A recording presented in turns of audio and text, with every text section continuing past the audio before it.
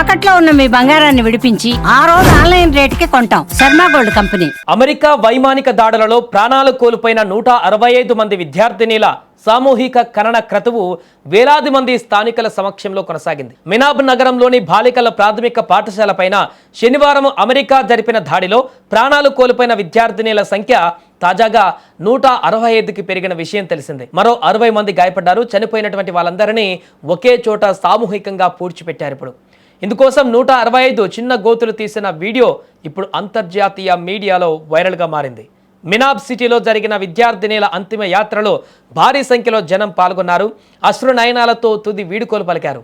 America నాశనం కావాలి అని నినాదాలు చేశారు. అక్కడ విద్యార్థినిల పార్థివ దేహాలను ఉంచినటువంటి వాహనాలు వీధుల గుండా వెళ్తుండగా వేలాదిగా జనం హాజరై రహదారికి ఇరువైపులా కూడా నిలబడి తీవ్ర సంతాపం వ్యక్తం చేశారు. పేగు తెంచుకొని పుట్టిన తమ చిన్నారులను కడసారి చూసుకుంటూ తల్లులు దిక్కులు పెక్కటిల్లేలా విలపించారు. తర్వాత అశ్రు నయనాలతో తమ చిన్నారులకు వీడ్కోలు పలికారు. దీంతో ఆ ప్రాంతాలన్నీ కూడా శోకసంద్రంగా మారాయి. పార్థివ దేహాలను వాహనాలలో అంతిమ యాత్రగా తీసుకువస్తుండగా వాళ్ళను చివరిసారిగా చూసేందుకు జనం కూడా భారీగా చేరుకున్నారు. ఆ పార్థివ దేహాలని అక్కడ పూడ్చివేసేటువంటి కార్యక్రమం కొనసాగుతున్న దగ్గర కూడా వేలాదిగా ప్రజలక్కడికి చేరుకొని నినాదాలతో హోరెత్తించారు.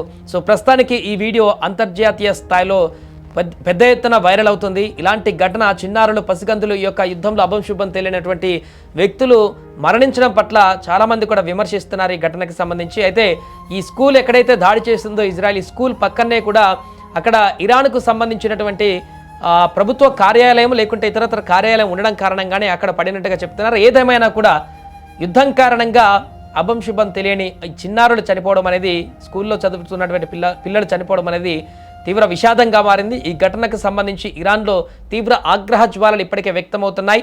అమెరికా ఇజ్రాయెల్ చేస్తున్నటువంటి దాడులను తీవ్రతరం చేస్తున్నటువంటి తరుణంలోనే అక్కడ ప్రజలు కూడా వారికి వ్యతిరేకంగా నినాదాలు చేస్తూ అక్కడ ఇరాన్కు మద్దతుగా నిలుస్తున్నారు.